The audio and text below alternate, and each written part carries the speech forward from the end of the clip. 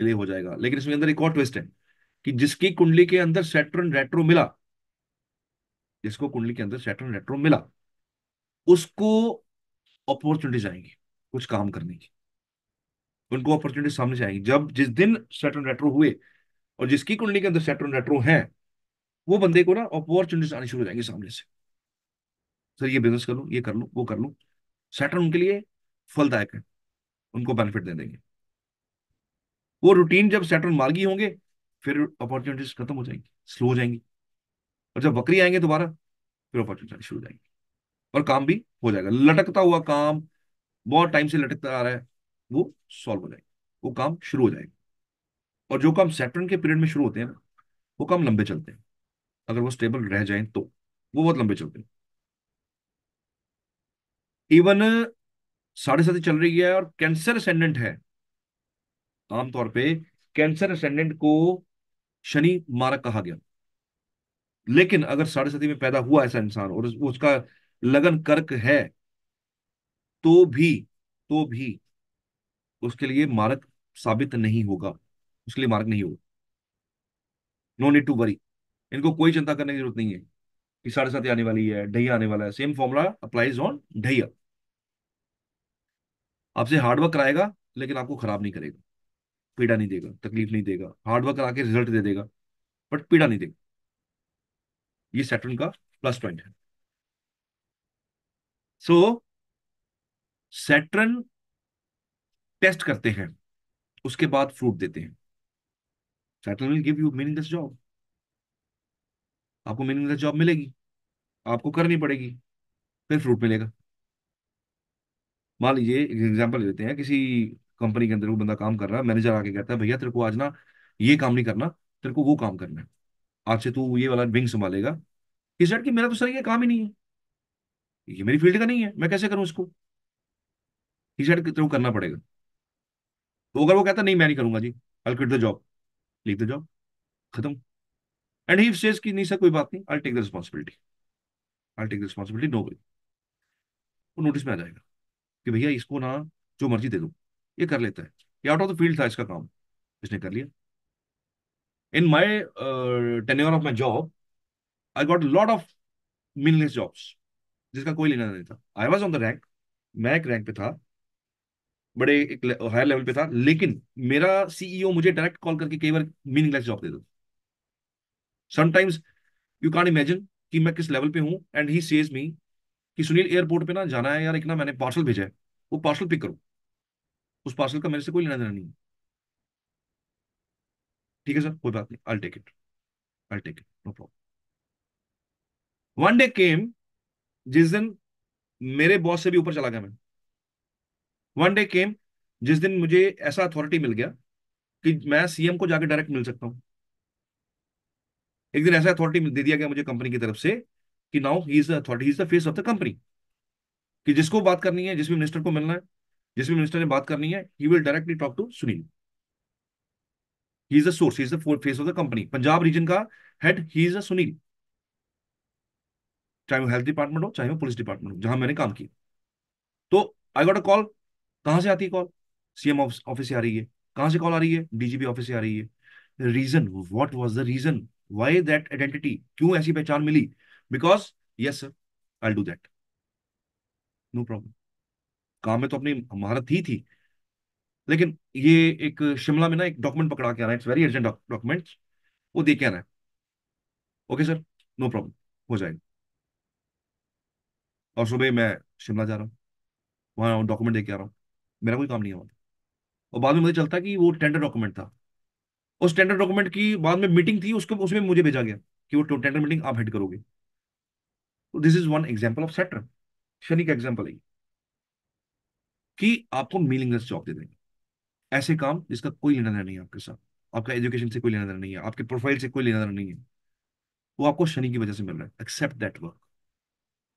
When you accept that work, you will be in the notice of Saturn. अब शनि की duty है कि आपको आगे कैसे लेके जाना है। Same formula you can apply at your home, at your life, अपनी जिंदगी में अप्लाई कर लीजिए। You're engineer, you're a doctor, you're advocate, whatever you are, you are homemaker. तो मीनिंगलेस जॉब मिलेगा, लेकिन एक दिन आपको ना एक लेवल मिल जाएगा। ज्यादा एफर्ट करोगे, लेवल नहीं मिलेगा। सैटर्न चूज करता है, हार्ड वर्क दे देगा, मीनिंगलेस काम देगा। तो हंसते हंसते कर दिया, तो यहाँ पे आना मुश्किल नहीं है, आ जाएंगे। But with the patience. और अगर हीन भावना अंदर आ गई, अरे आई एम द मैनेजर, मुझे कैसे काम बोल दिया ये वाला, मैं ऐसे कैसे कर सकता हूँ, गेम खत्म। क्योंकि ये पेशेंस, ये एग्जाम आपका बॉस नहीं ले रहा, वो शनि ले रहा है। क्योंकि शनि ने आपको निखारना है, शनि ने आपको सॉलिटेयर बनाना है, 24 गोल्ड बनना है आपको। तो वो गोल्ड बनने का जो प्रोसेस है, वो जो आग में से निकलना होता है, वो जो एक हायर टेम्परेचर पे पिघलाया जाता है उसको, that is a patience, that is a patience. और पेशेंस से जीता है इंसान, जल्दबाजी में कभी नहीं जीतता। एक बंदे ने यूपीएससी का एग्जाम देना है, उसने एग्जाम क्रैक करना है, वो अपने आप को कमरे में बंद कर लेता है। कमरे में बंद करके अपने आप को वो तैयारी करता है कि मैं बाहर की दुनिया से कट जाऊं, बिकॉज मुझे अब आगे बढ़ना है। तो वो कट जाएगा बिल्कुल, यूपीएससी क्रैक हो जाता है। अगर नहीं यूपीएससी क्रैक होता तो कोई ऐसा एग्जाम क्रैक हो जाता, तो वो एक स्टेट लेवल का एग्जाम होता है, वो क्रैक करता है।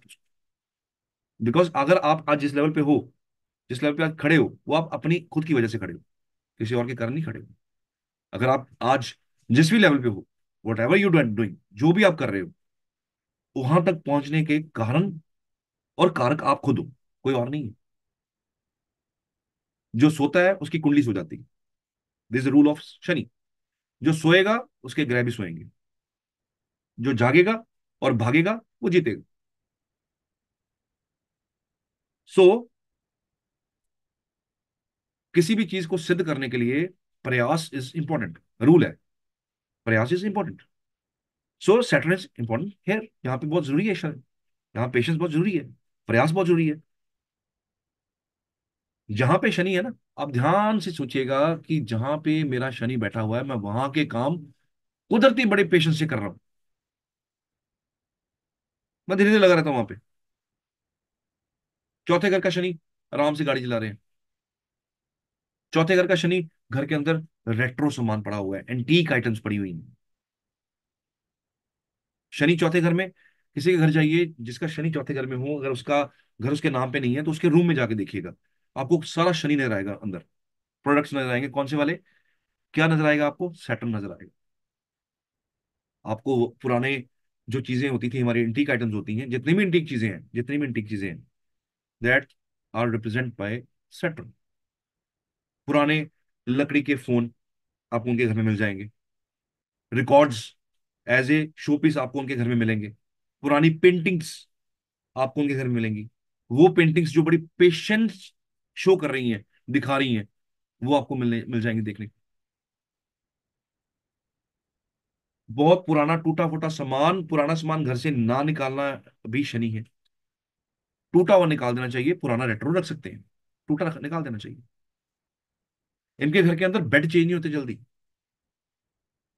20-20 30 से 40 40 पुराने साल के बेड चल रहे हैं घर के अंदर, सोफे चेंज नहीं होते। घर का इंटीरियर जल्दी चेंज नहीं होता। लगन का स्वेटर, एक कपड़े को इंसान कितने कितने दिन डाल लेता है। सो जहां पे शनि है वहां पे आप कांस्टेंट स्पीड पे लगे हुए हैं, लगे हुए हैं, आप कर रहे हो, कुदरती कर रहे हो, एक कांस्टेंट स्पीड पे। शनि जहां पे है, वहां की चीजें हम करते हैं, कुदरती करते हैं। छठे घर का शनि, ये घर पे नहीं बैठ सकता, इसको काम पे जाना है, इसको चैन ही वहां मिलना है, इसको अपने ऑफिस में जाना है, फिर जाके इसको चैन मिलना है। आदत है उसका, नेचर है उसका। सैटर्न इज नेचुरल कारक ऑफ कर्मा, हाथ के किए हुए काम। सैटर्न, शनि, फिफ्थ हाउस में शनि है। ऐसे इंसान को पढ़ना है कुछ, इसको चैन नहीं है, इसको पढ़ना है कुछ, इसको रीडिंग भी करनी है, इसको बुक्स भी पढ़नी है, इसको नॉलेज लेनी है, इसको चैन नहीं है उसके बिना।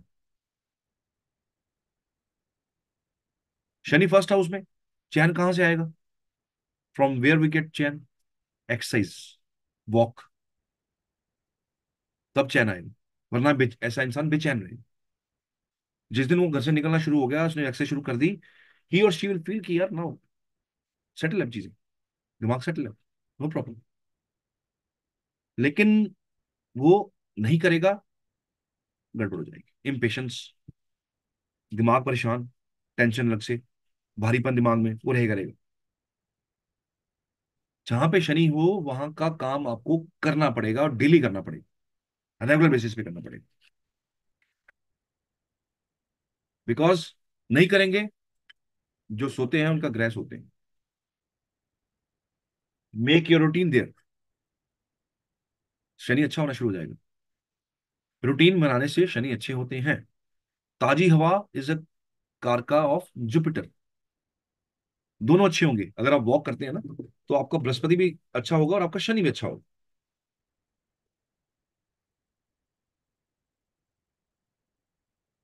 सो शनि के पीरियड में बहुत बुरा होता है, शनि के पीरियड में एक्सट्रीम बुरा होता है, शनि के पीरियड में चीजें बहुत बिखर जाती हैं, खराब हो जाती हैं। एक्सट्रीम बुरा, एक्सट्रीम बुरा। दशा, साढ़े सती, ढैया, विदाउट अप्लाइंग दैट फॉर्मूला, जिनका बर्थ इस दशा में या इनका बर्थ इस साढ़े सती और ढैया में हो, उनको प्रॉब्लम नहीं आती है सेटल की वजह से, ढैया यहाँ की दशा में। अदरवाइज शनि की दशा एक बार आ गई, उसके बाद दोबारा आएगी भी नहीं। ढैया आपके लाइफ में दोबारा आएगा, और ढैया की वजह साथ साथ आपके लाइफ में साढ़े सती भी आएगी दोबारा से।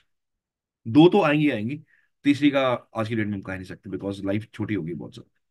तो एक इंसान की जिंदगी में आज की तारीख में अगर बात की जाए, पहले आज से 20 30 40 साल पीछे चले जाओ, तो तीन जो थे हमारे, जो बुजुर्ग हैं ना, जो बुजुर्ग हैं हमारे, जिन्होंने अच्छे घी खाए हुए हैं, जिन्होंने अच्छी डाइट ली हुई है, वो 100 100 साल निकले हैं, उन्होंने तीन तीन साढ़े सतियां देखी हैं।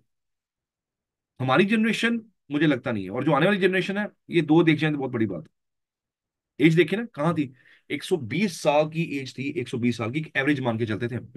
120 साल में दशाएं चल जाती थी सारी, हो जाती थी। कम हो गई, 100 हो गई, 90 रह गई, 80 रह गई, आज की डेट में 60 इज द एवरेज। बिकॉज खाना पाना ऐसा, हमारा लाइफ स्टाइल ऐसा है। तो 60 इज द एवरेज। छोटे छोटे बच्चों को हार्ट अटैक हो रहे हैं, छोटी एज में हार्ट अटैक हो रहे हैं। लेडीज को हार्ट अटैक होना नहीं था, लेडीज को भी हार्ट अटैक हो रहे हैं। तो ये, this is a this is what we are doing, हमने हाथ से हम अपनी सृष्टि को बिगाड़ रहे हैं। तो शनि तो रिजल्ट देगा ही देगा ना।